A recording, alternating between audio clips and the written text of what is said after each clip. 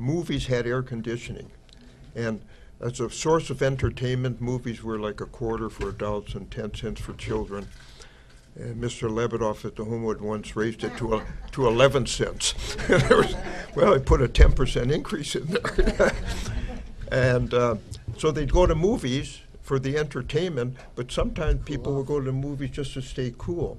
See, the hottest summer we ever had was 1936, and I remember I had a paper out in those days. And the highest temperature ever registered was 108. But you could go out and you could sleep on your lawn. Homes were left open. I never had a key. The front door would be open. I would come in to leave it open for me. And people would, maybe in later years when more people had cars, you go out Lake Calhoun, you'd see them sleeping on the grass. We had a porch, so that was nice, so we sleep on the porch.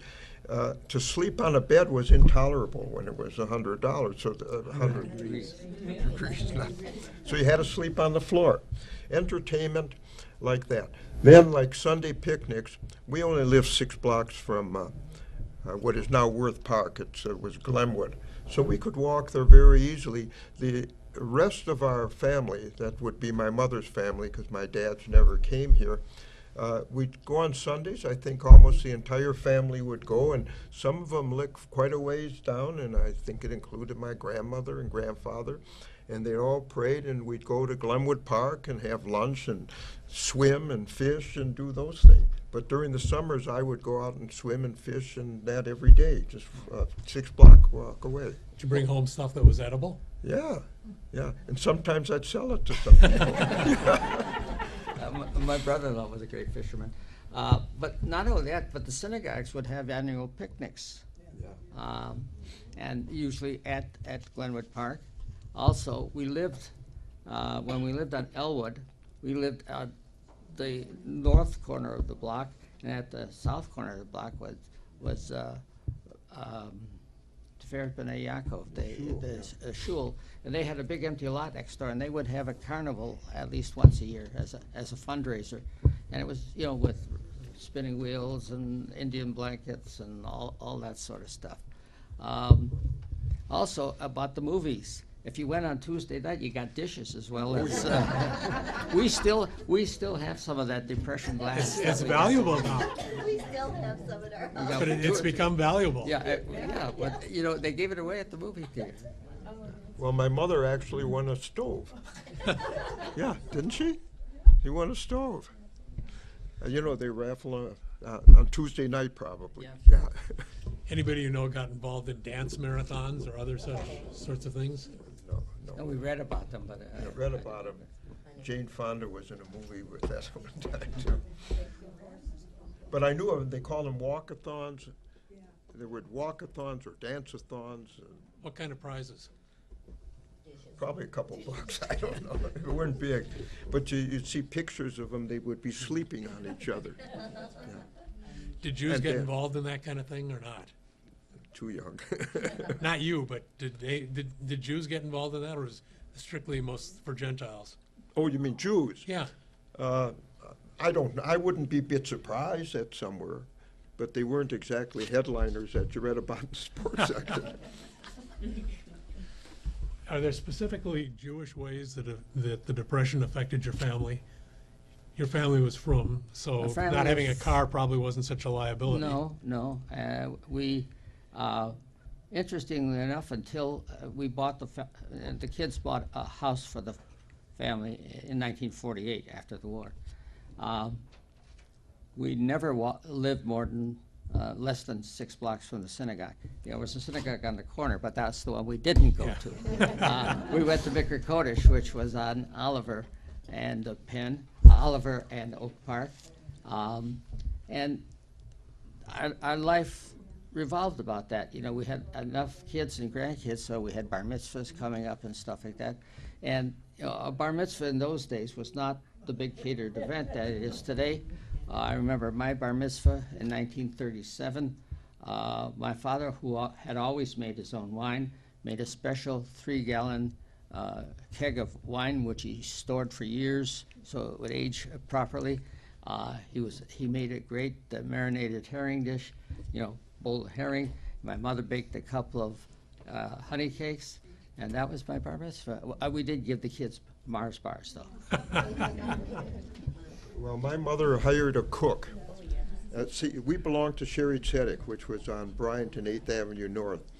And in about 1935-36, they started tearing down that area there and build what they called the project. Now those homes, they look pretty good. If you drive down Olson Highway, they look lovely. And so Sherry Tzedek didn't have a synagogue. They were building the one on Morgan and 12th, so everything was done at the Talmud Torah. So that's where I did it. And my bar mitzvah, I had to give a talk in 3 languages, in English, Hebrew, and Yiddish.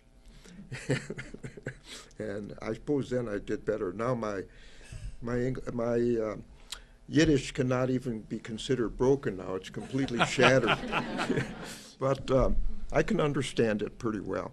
And so they had a party, and it isn't like now. I don't know that I had many of my own friends there. They're mostly my parents' friends, I suppose, and relatives. And it was at the somewhere in the Talmud Torah, I think it was. Oh, in the auditorium there at the Talmud Torah, and this woman was the cook, and she did it. My mother told her what to do and stuff like that. Do you have any idea of how the congregation raised money in the Depression to build the synagogue? Well, I didn't know anything about any of it. I know, I don't think Sherry Tzedek had what you call members. I mean, they bought tickets or whatever it was. It wasn't like the Adath, which was more modern and conservative. Although the Adath was always in trouble. We know about that way into the 40s and even in recent years with money. So, no. There were usually a couple of members who had some money, and they probably had a line of credit at the bank, and and the synagogue would ask for money. In those days, every time you got an aliyah, they'd make a Misher Berach for you, and in your Misher Berach, you'd make a contribution to the rabbi, to the cantor, to the shamash, to the building. And so it was probably $1 a piece. So it cost you $4 or $5 every time you had an aliyah. But that's one of the places they got money. But what you should mention is you paid for the aliyah. So only the rich ones, who we considered rich, would get all the aliyahs there. And the shamus, he would be up there and he would auction it off. In Yiddish, he would say, "Ein taler," for doing the "Zwei taler," and you'd auction off the aliyah. Yeah, they're the same half a dozen Kippur. people who could afford $1? So it wasn't quite fair, but that's just the way it was. To the best of your knowledge, did most younger Jews find work somewhere in the little Jewish economy, or did they manage to find work in a wider world in which Wanads could even say Gentile only or Christian only? Well, I suppose there are a It lot must of have been them. harder to find work. Yes. We know that, like in engineering, you couldn't get a job. In the corporations, the Jews couldn't get a job. But they were working in downtown. You would see Jewish people had different jobs downtown. Yeah, as I said, one of my sisters ended up working at the, the cereal company, Cream of wheat. Cream of Wheat Company. She worked there for That's years. in the Northwest Terminal in the Northeast. Yeah, and Mrs. Rausch apparently had the contacts to get people jobs in there. So the professionals had more trouble, I think, and the management people had more trouble. But workers, Honeywell was tough to get into until the war years. Then they started hiring Jews, but they weren't hiring Jews either originally.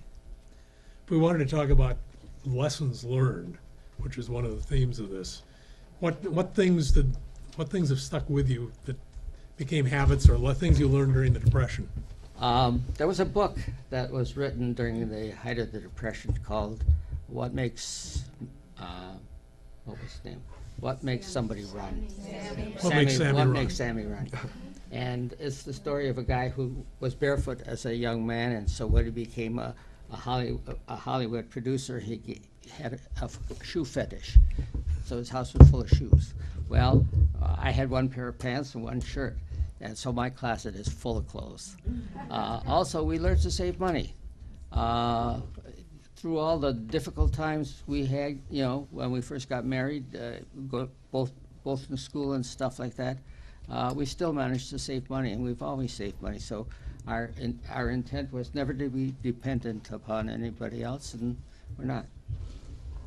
Well, even kids we had a school savings in school, bank day on a Friday, and I always had my dime to bring in there for 10 cents, and the bank was the Farmers Mechanic Bank, which later became Sheik's and now is a gentleman's club. So to speak. So to speak. Saving money, yeah, I'm sure people tried to save what little they could. And I suppose a lesson that I always had and I carried is I never wanted to not have money. And when I was in the Army and getting $50 a month or something like that, I think I would send $10 home and $10 in a saving thing. You paid insurance, you shaved laundry. But I was always very careful to always have something. And some of these guys, they could be broke a week later or less, go out and drink beer and stuff like that. So I guess the lesson was I just dreaded ever not having anything and always managed to have something. Yes. I wanted to tell you, I'm younger than them. Here, come here. Let me bring you a Oh, microphone. that's okay, I got. But I'm just saying, my daughter Laura did this book for college, and it's, what's the name of that book? You know, it was called Gentiles Preferred, because I was born in 32, but all the things that they said, I remember those things Sure. too. I was a lot younger. I'll be here. But I remember that too. But she did this report, Gentiles Preferred, because in those days it was hard especially for Jews to get jobs. And that's the truth. Because my daughter wrote this figure, then she won $1,000 for that thing that she wrote, because it was bad. It was bad. If you're named like me, my name is Weber. I had blonde hair. Maybe I was too young. But if I was in those ages, I could maybe have gotten a job. But if my name was Rabinowitz or something, Yeah, that was the case with my blonde, blue-eyed mother with the last name of Martin, whose father said to tell people she was a Unitarian, because it was legal to ask. you know, they asked.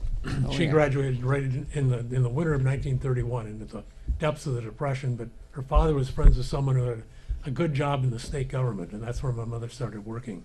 But it was hard for Jews to get jobs, even without a depression.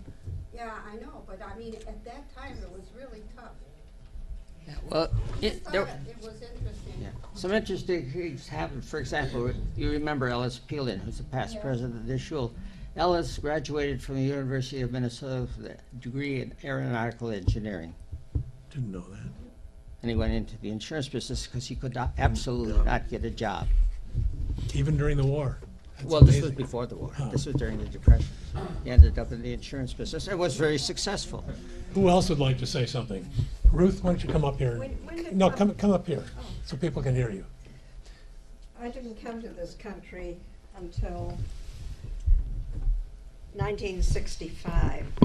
And I was wondering, when did public libraries or free libraries come into being, and how were they used?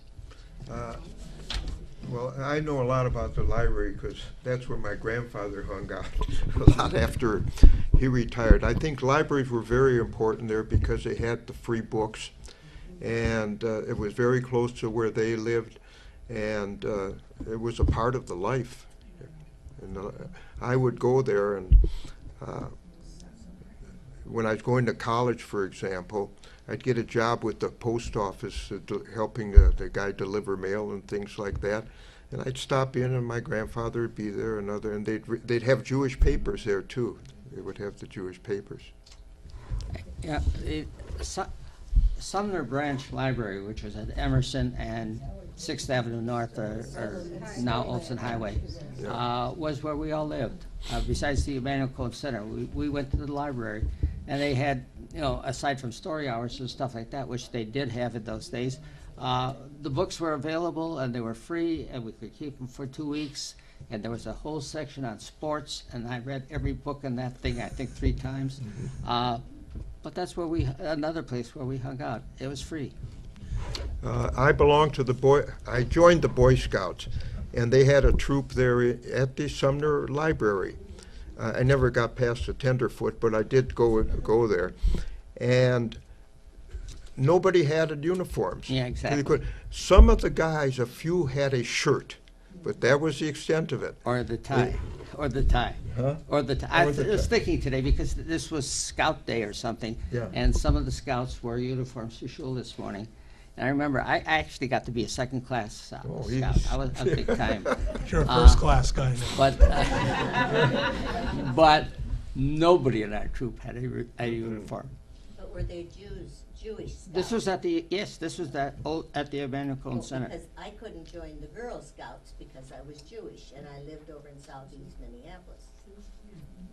Wow. And this was 1939, 1940. You had your hand up back here. Why don't you come up here? Well, I just have a quick question. I Yeah. didn't move to Minnesota until the 1980s, but I know it was a very anti-Semitic place. How did the libraries then have Jewish papers if it was such an anti-Semitic place? It wasn't that anti.